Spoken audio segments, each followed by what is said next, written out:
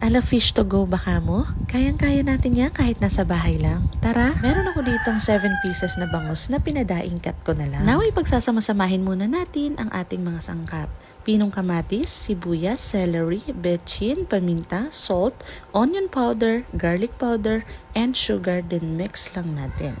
Next ay ipapalama lang natin yan dito sa bangos at syempre hindi mawawala ang tanglad na magpapabango at para mabawasan ang lansa ng isda. Then pag okay na yan lahat, magtutusok lang tayo ng toothpick para hindi bumuka habang niluluto natin yan. Now ay magpipreheat muna tayo. Saka naman natin haplasan ng oil itong grilling plate para hindi mag-stick yung mga isda.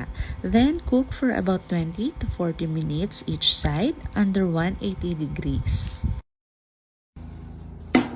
After 20 minutes ay i-flip lang natin para maluto naman ang kabilang side ng mga isda. Katunayan nga sa part na to ay ang sarap ng kumain, nakakatakam na sa sobrang bango ng isda at ng tanglad. And ayan, total of 40 minutes both sides ay luto na sila. Now same process gawin natin sa last batch. At kung nakarating ka sa bahagi ng videong ito, it's a sign na nag-e-enjoy ka. Kaya comment mo naman kung anong next recipe ang pwede nating lutuin.